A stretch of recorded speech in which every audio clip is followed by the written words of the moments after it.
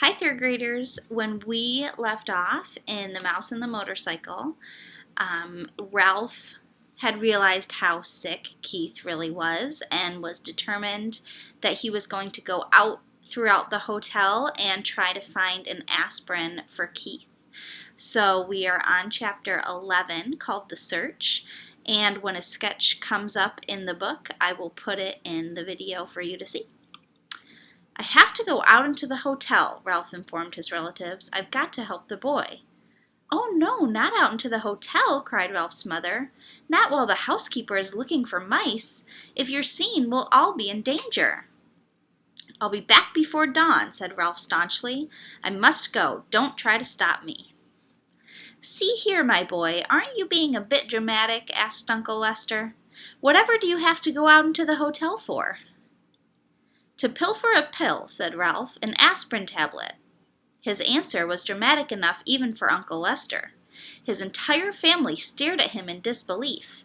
Not an aspirin, not after his own father had been poisoned by one of the dread tablets. An aspirin, Ralph's mother gasped. No, Ralph, not that, anything but that. It is the only way. Ralph stood tall and brave. The boy has a fever and needs an aspirin. I'm going to find him one. Oh, Ralph! His mother hid her face in her paws. But Ralph, quavered Aunt Sissy, remember your father. You can't carry an aspirin in your cheek pouches. It would poison you. How could you get one here? I'll find a way.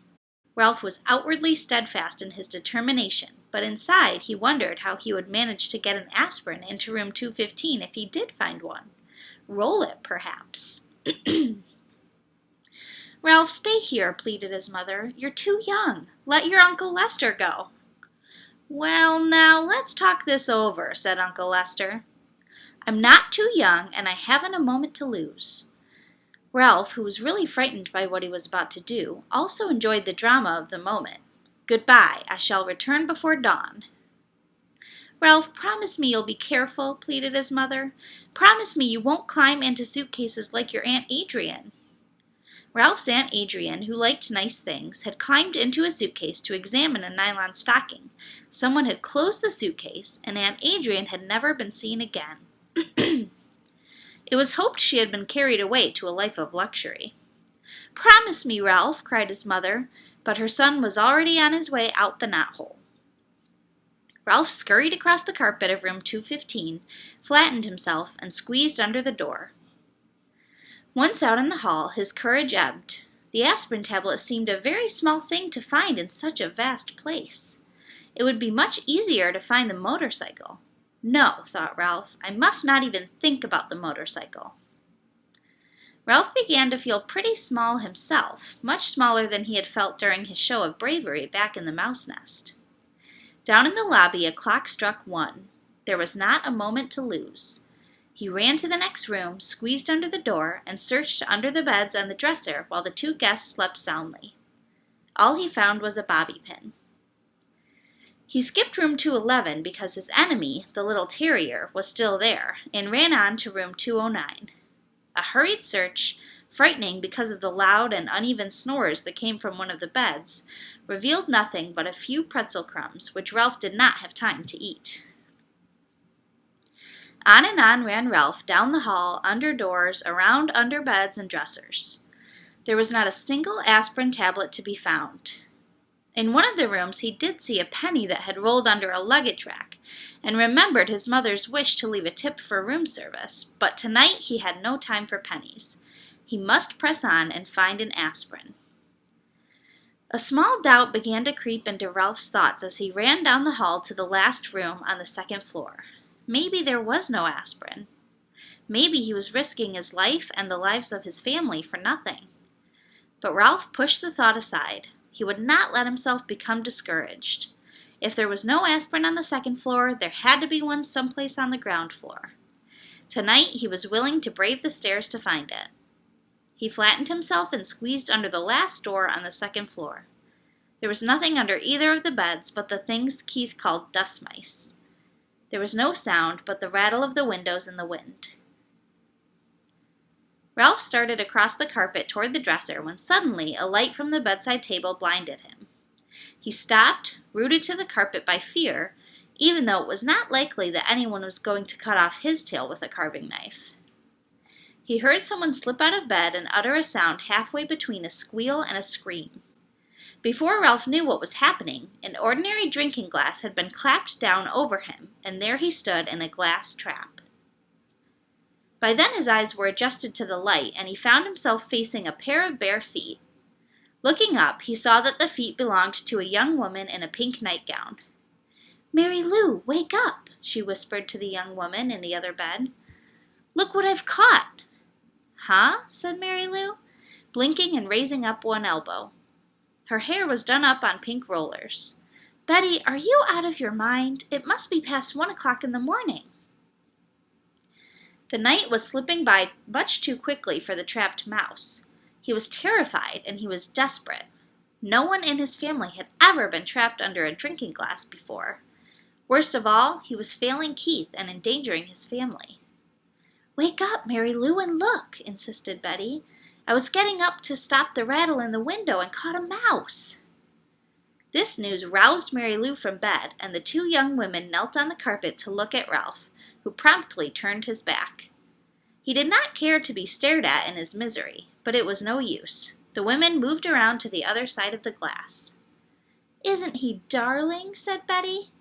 "Just look at his cunning little paws." Mary Lou leaned closer for a better look.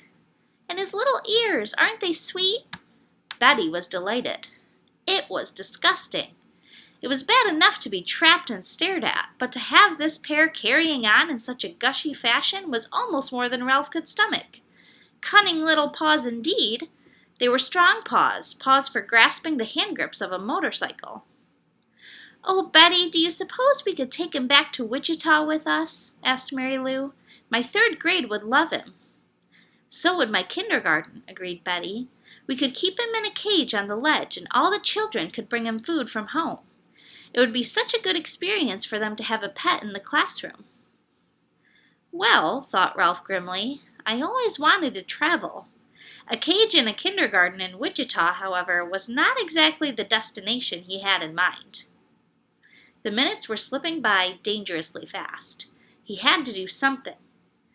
"Look," he shouted through the glass in desperation. "Let me go! Please let me go! There's something terribly important I've got to do." "He squeaked," marveled Betty. "He's adorable," squealed Mary Lou. It was no use. Young women could not speak his language. Ralph was in despair. He thought of Keith tossing feverishly in his bed, and of his family huddled in the mouse nest, waiting for his safe return.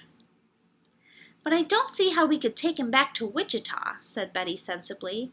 "We're driving to San Francisco and then to Disneyland before we start back. How could we carry him thousands of miles?" The two teachers looked thoughtfully at Ralph, who knew his fate depended on their decision. Was he to be carried to Disneyland and eventually to a ledge in a kindergarten room in Wichita? Or would they let him go? A third possibility crossed Ralph's mind. Perhaps they would leave him under the glass for the housekeeper to see. He hoped not. He did not think he could last that long. Already the inside of the glass was beginning to feel warm and airless. "I suppose we really shouldn't turn him loose in the hotel," said Mary Lou. "Mice are pests even if they are cute." The teacher not only destroyed Ralph's hopes, she hurt his feelings as well, calling him a pest when he was on an errand of mercy. From the mouse's point of view, the teachers were the pests. "I know!" exclaimed Betty suddenly, causing Ralph to look over his shoulder for a clue to what it was she knew. "I know how we can get rid of him without hurting him." The young teacher reached over to the bedside table where she picked up a picture postcard. She slid it carefully under the glass and under Ralph's feet so that he was now standing on a postcard. He noticed the picture was of a giant redwood tree, the same postcard all travelers bought when they came to California.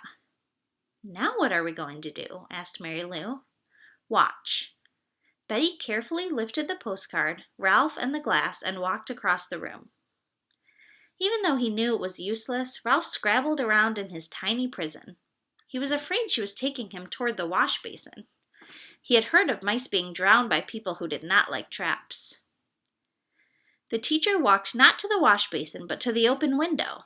She held Ralph across the sill, removed the postcard from the glass, and gave it a little jerk that shook Ralph off into the vines that grew up the side of the building. "There," she said, and closed the window, leaving Ralph clinging to a vine high above the ground. And that is the end of chapter 11. We will read chapter 12 next week. See you then.